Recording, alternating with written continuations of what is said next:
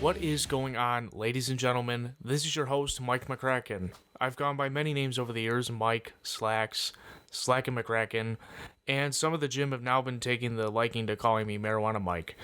But I don't smoke. This is an introduction to my brand new podcast, which we'll be calling the Slack and McCracken Sports Podcast. Today we're doing a introduction episode, and we're also talking about the Stephon Diggs contract extension. I currently have a video for the 2021 season, but it's a lot of typing to talk about one entire season, and we're still working towards that halfway through it, and it's taking me longer than expected, but hopefully that will get done sooner rather than later. Obviously, the draft's coming up, and also hockey's still going on, but I'm pushing off hockey until later in the season, or even not just later in the season, probably till the end of the season. Because the Sabres are just, they've been a giant mess, and that just is its own thing. But I've been watching Buffalo sports since I was in kindergarten. First from the Sabres, and then later on when I was in middle school, I started watching the Bills more. And ever since then, I've just been a diehard Buffalo fan. I mean, it runs in my veins. It's what drives me to keep going sometimes, and it's just the livelihood of Buffalo. It is really a big deal around here. I mean, my whole basement is covered in memorabilia as we speak right now that I'm literally next to in these walls. I mean, if you don't watch the Bills or the Sabres, what are you doing? What are you doing? You're missing out on a good time, at least for the Bills. I mean, the Sabres are getting better, and they had RJ Knight, and that was really just emotional, and that was a lot of fun to watch. And I wish I could have gone to that game, but it didn't happen. It was a sellout. First time in 3 years, actually. It really is a big deal, especially that the Bills are a Super Bowl contender year in and year out right now, and something we haven't seen since Jim Kelly, Andre Reed, Thurman Thomas, Bruce Smith, Cornelius Bennett, all those guys. It brings up the spirits, when they're winning, it's a good time, and when they're losing, Mondays are way more miserable than they already are. I could definitely say that from working Monday through Friday, because when they lose, you don't want to go to work the next day. You really don't. But here we are, and this is something I've been thinking about doing for a long time. This is something I've wanted to do for a long time. I used to report on the Bills and somewhat the Sabres through Instagram. I mean, I only had some followers in high school. It was just like a hobby thing, just like this is right now. And with that, it also helped me learn the game better. It helped me understand things and build my knowledge. I don't sit here and claim to know everything. I'm not perfect. Some of my opinions you may not agree with, but that's okay. We are all allowed to have our own opinion, because I'm not here to sit here and tell you what's right and what's wrong. I'm just here to give my opinion, and if you listen, great. And if you don't, then that's okay too. So from watching the Sabres in that 05-06 run, even 06-07 run as a young kid, watching the Bills now, even from where they started when I first watched them. So when I first started watching in 2011, and then when I finally started following more in 2013, I mean, from Ryan Fitzpatrick to EJ Manuel, now we have Josh Allen, who is a top quarterback in a Buffalo Bills uniform. And it still drives me crazy that Buffalo has a franchise quarterback that we have not had since Jim fucking Kelly. It's crazy. It's crazy. And it is a surreal feeling. And knowing that he's going to be here for probably 15 years, it certainly gives you confidence with the Bills, even if they were to make a terrible decision.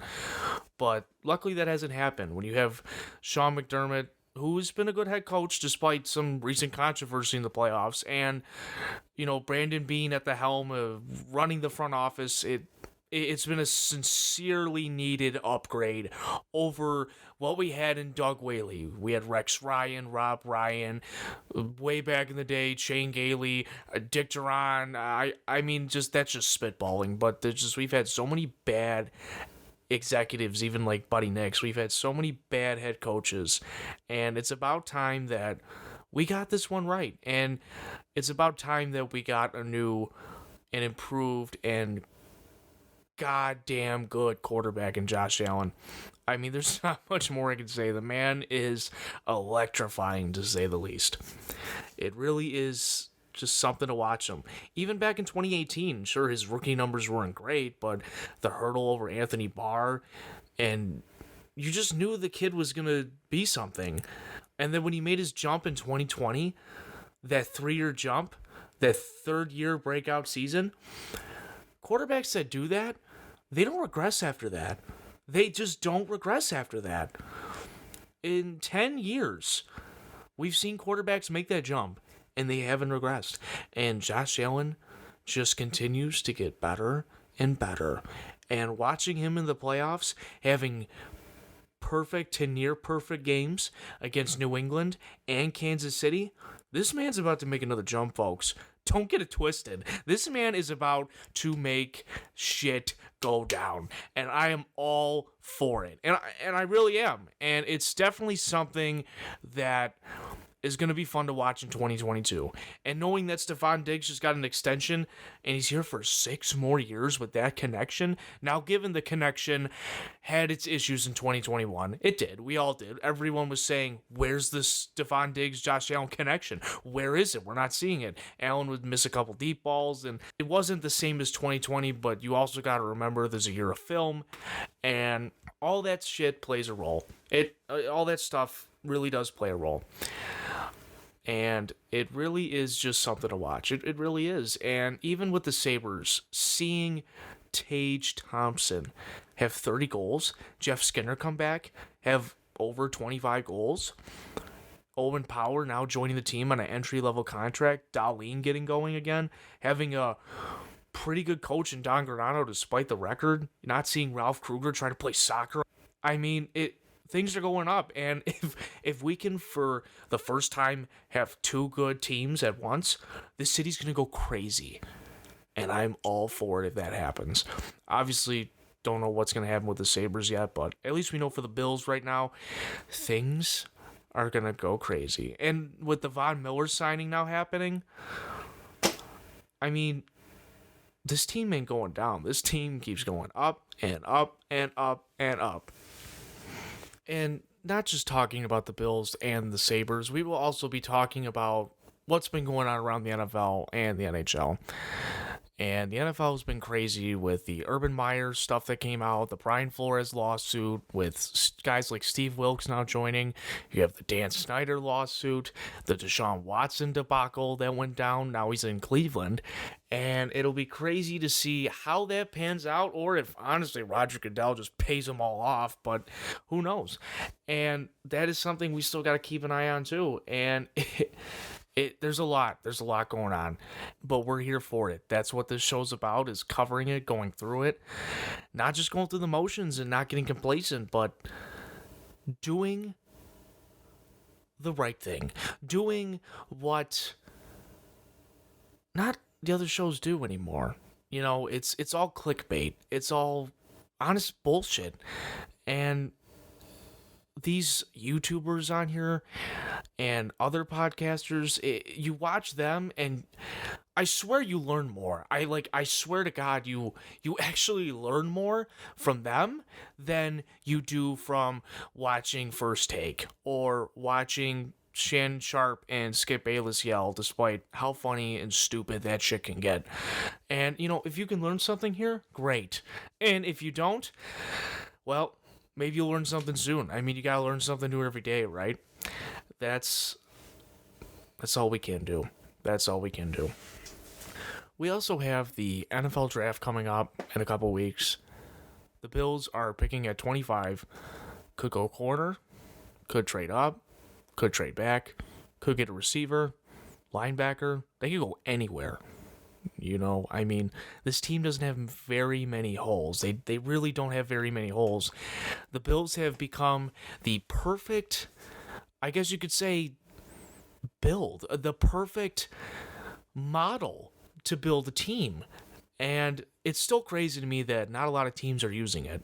Although we might see the Giants now use it with Joe Shane and now former offensive coordinator Brian Daboll over there. And also the NHL offseason will be very interesting. Now, the Sabres aren't going to make the playoffs, but hey, maybe if they could get a good thing going at the end of the year, it's something good to hold on to going into next year. I mean, obviously, yes, they had a really good month in March, but they still got to play the rest of April, and so far they're competitive. If they're losing, they're competitive. It's not like they're totally getting blown out anymore, and Florida's laughing in their faces like they were in the one night in the arena. I mean, that was just embarrassing. But it'll certainly be something interesting to watch in the offseason with the Sabres. They have to spend money. They will be under the cap, and they have to bring players in, whether it's free agency or acquiring someone or trying to get one of these prospects or just continuing to build up. And they have a lot of young guys in Rochester, J.J. Paterka and Jack Quinn. Levi's going back to school, but the future looks bright. I mean, really, the Sabres hit a wall, and the only way you could go from there is up. When you get into a rut in life and it hits you down and you hit that wall, I mean, you're like, hey, the only way it goes up. That's pretty much the Sabres, I feel, is you just, there's no way this shit can get worse. And I feel like it's finally going to start getting better. Or maybe it's just me talking, because for once I can actually sit here and say in the last couple of years, I actually have a bit of hope again. We haven't had this kind of feeling since 2018. I was there at the arena for the San Jose game when they won 10 in a row. I was at a couple of those home games during that streak, and that was a lot of fun to watch. And after that game in Tampa, they went downhill, and ever since then, it's back to the bottom, back to the basement. And honestly, we are sick and tired of watching them in the basement, and it's about time they come out of that gutter, come out of that rut. And let's just hope that Tuck and Skinner and Thompson can maybe try and recruit some of these guys, even Peyton Krebs. I mean, because when your franchise is the way the Sabres have been, you're going to have a damaged reputation, and teams are not going to want to come to Buffalo. It was the same thing with the Bills. I mean, who wants to play for a team that hasn't made the playoffs in 17 years? It was a huge struggle for the Bills. I mean, we were building through the draft for forever, and then when we got LaShawn McCoy in 2015, I mean, that's when we're like, wow, like we have a superstar. And look at us now. Von Miller, Stephon Diggs, Josh Allen. We had some pretty other good guys. Beasley left us, unfortunately, but that was bound to happen. $6 million. We've had guys like John Brown come through here that were serviceable. I mean, Lorenzo Alexander was here before he retired. And, we were able to build guys up like Levi Wallace. Matt Milano was a 5th-round pick. I mean, it's crazy. And ready for 2022. Certainly, we are eager for football season, but hockey season next year I think will be good too. I really do, because I think with what Don Granato and Kevin Adams are doing, it really has jumped the team, like a jump start. You know what I mean? It really has brought them up a couple years, I think, because if they could get some good pieces, maybe just get in that final wild card spot to get out of this playoff drought. It's funny, we end the football drought in 2017, longest active playoff drought. Now we have it in hockey. I mean, we just can't win. We just can't catch a break. But hopefully that'll change. But there is a lot to catch up on and a lot to talk about. So please bear with me. Please bear with me on that. Working full-time and trying to fit this in, also have a social life, just bear with me. That's all I'm saying. So let's, without a doubt, get into the contract extension for Stephon Diggs. So Stephon Diggs signed a 4-year contract worth $96 million. It includes a $25.5 million signing bonus. 70 of the $96 million is guaranteed, and an average annual salary of $24 million. For people saying that, hey, he's about to be 29 going into 2022, he's not going to be worth this kind of money. Well, since Stephon Diggs joined the team in 2020, he has combined for 230 receptions, 2,760 receiving yards, and 18 touchdowns. That's perfect. That is great stat. Like, that's a great stat line. To sit here and say he might not be worth that, Stephon Diggs has at least 4 more years. I think he will definitely get his 4 years out of the 6 through this contract, because it's basically a 4-year contract. And these athletes nowadays, they play into their, mid-30s. Some of these guys, like, look, Tom Brady's 45. I mean, it's just insane. But these newer athletes in our league now, yes, 30 is still a giant number. Don't get me wrong. Like, when a running back hits 30, you're like, oh, he's about to be 30 years old. But it is a lot different now. I mean, look at Von Miller. Von Miller's up there, and he got a 6-year contract. It's technically a 3-year contract, but he's still playing at a very high level. And Von Miller entered the league in 2011. It's been a long time for Von Miller. So I think he's worth every penny. And with the development that he's done for this offense and for Josh Allen, like, it all comes full circle, right? Like, Stephon Diggs has made Josh Allen better. Josh Allen's made Stephon Diggs better. John Brown and Cole Beasley, when they were here, made Josh Allen better.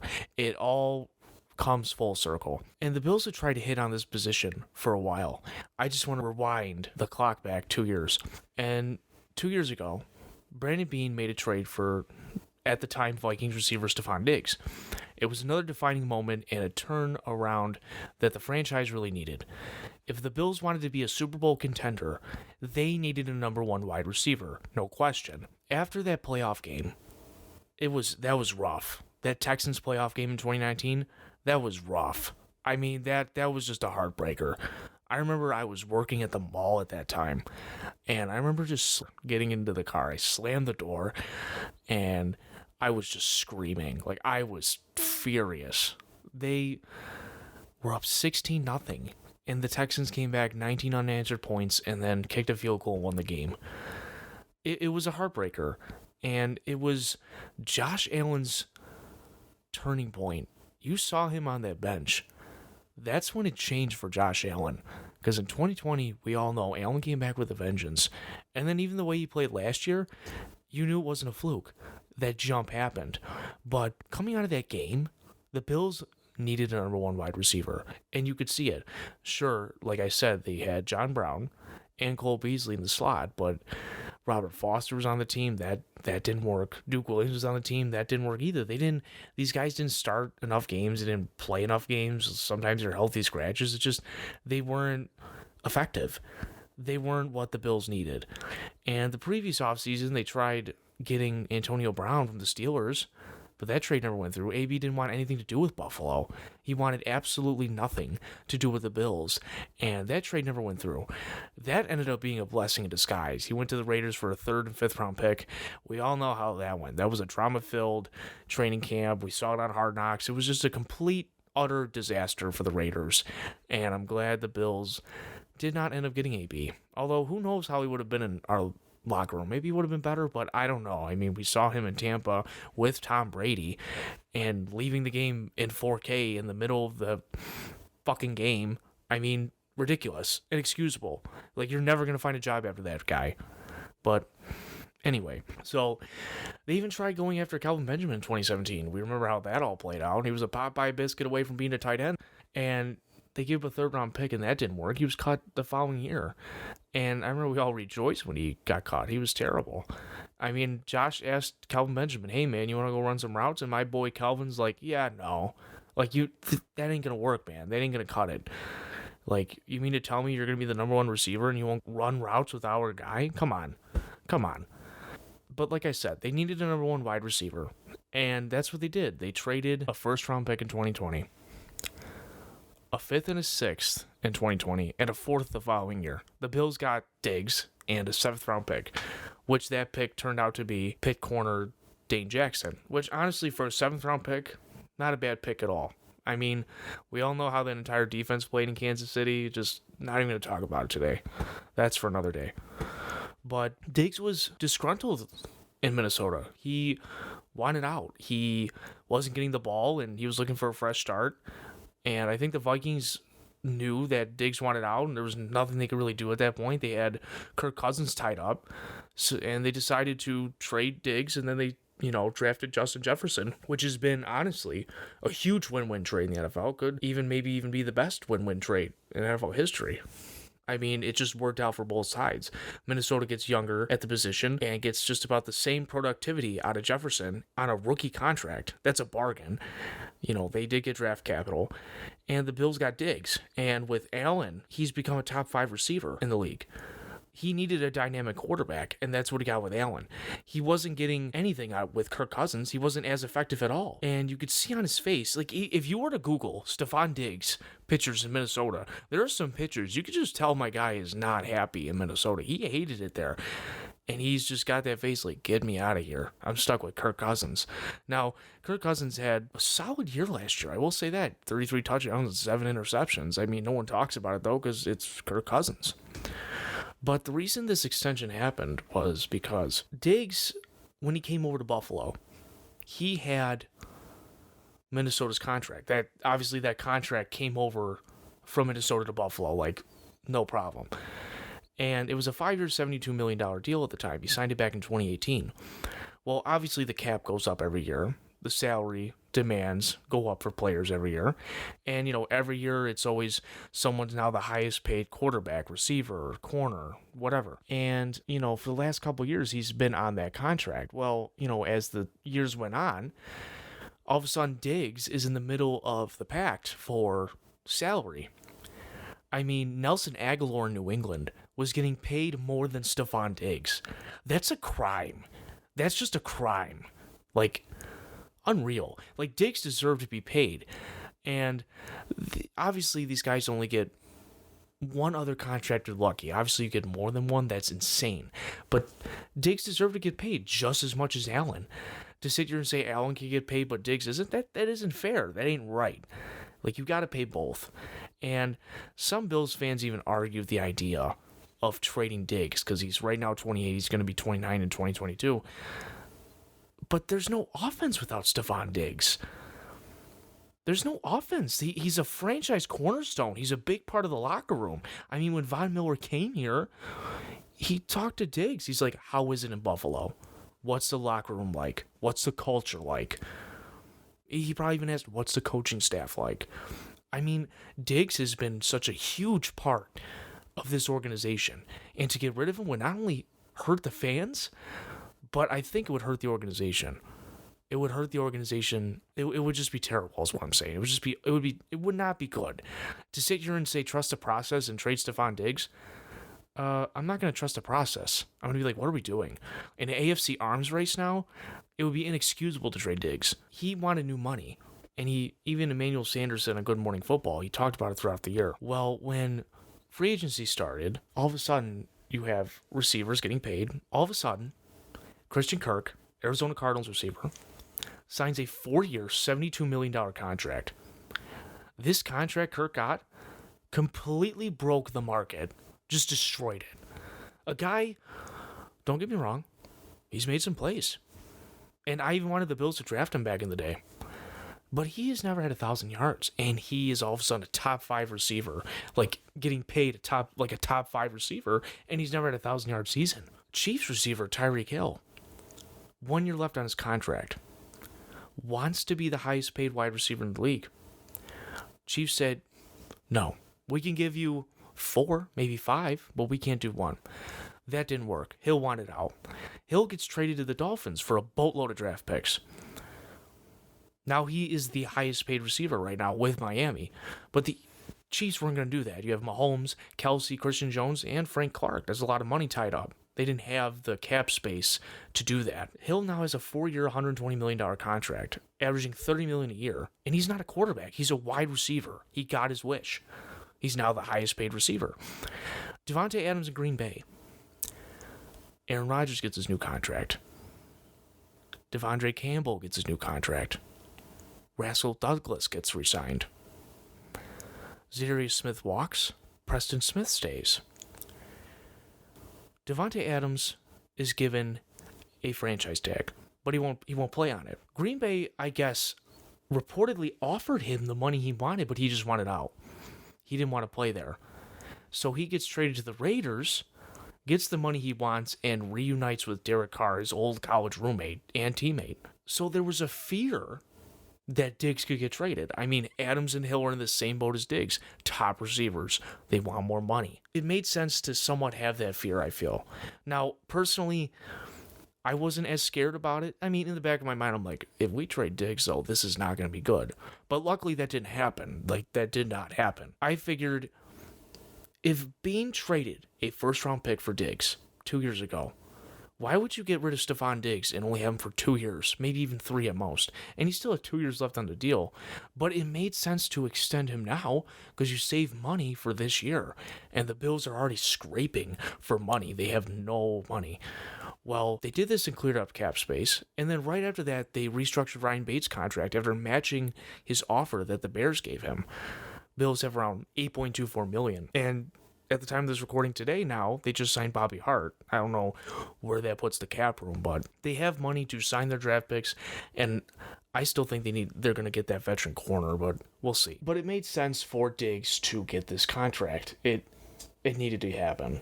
He deserved it. Rightfully so, he deserved it. His stats showed it. He was a game changer, and he made the offense better.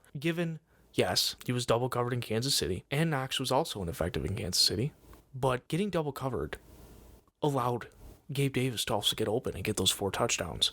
Monster game for Gabe Davis. I think having Davis and Diggs is the future of this receiving core, absolutely. The question will be, where are the Bills going to find the money to extend Davis, extend Dawson Knox? But I'm sure they'll find it. Brandon Beane has been a wizard with this cap space, and I do trust that. I do trust him on that. We still have to wait and see, obviously. There's still time, and they have their 5th-year options, and we still have time on that. We have to focus on this year, though. And maybe it gets done in the middle of the season, those guys. Knox gets extended, but we'll see.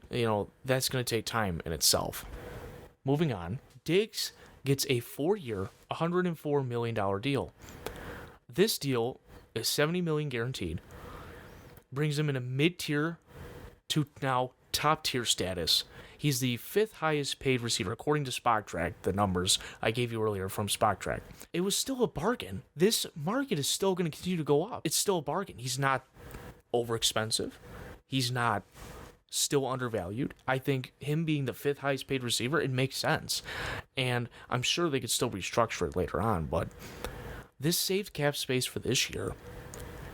It allowed him to come back feeling more secure, and he was happy, and the Bills want no distractions. They want to win a Super Bowl. Now, obviously, the following day after his extension, there's the talk of the Jordan Poyer extension. We still got to wait on that. But now that Diggs is here, locked up, Allen locked up, and he's happy. You want to keep your quarterback happy. You want your franchise quarterback to feel confident in what he's doing on the team and what his organization is doing for him. You don't want what Rodgers had with Mike McCarthy. That would be a nightmare if Sean McDermott limited the abilities of Josh Allen. Now, you don't have to worry about Diggs going to another team. You can focus on having him here and feeling secure knowing we have him for 4 more years, maybe even after that. But it's nice to know that he's extended. You have Von Miller now, Josh Allen. You have your cornerstone pieces. You have, essentially, your big 3, and you still have Micah Hyde. You still have Jordan Poyer. You have Matt Milano. It goes on. And we even brought back Shaq Lawson and Jordan Phillips, guys that love this team, weren't here. They struggled. Now they're back. They're hyped up to be here. I think it's going to be a great year. And I'm hoping that we can finish this time. You got to finish and finish strong. And I think if the Bills do that, because we were right there on the doorstep, right there, again, for the 2nd year in a row, I strongly believe if Buffalo didn't have 13 seconds and they faced the Bengals, they would have beat the Bengals at home, no question. Undefeated record in the playoffs at home. And then playing the Rams in the Super Bowl, they would have won it because the Bills' offense was playing on a whole nother level that the league has not seen. It was a whole different game. It wasn't even the same game. And the way Allen was playing, he was playing best football out of anybody. And I'm convinced, not just being a Bills fan and having a conscious bias towards the Bills, but he is the best quarterback going into next year. Just the way he played in the biggest games, the biggest stage. That's what you want from your guy. If you want to be the best, you got to beat the best and do the best in the biggest moments. And just wait till Josh Allen gets to a Super Bowl. That game is going to be fucking nuts.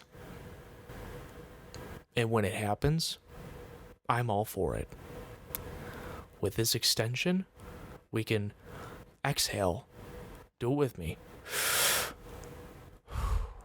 Exhale. And now we can move forward to hopefully the NFL draft and possibly the Jordan Poyer extension. We'll still see on that.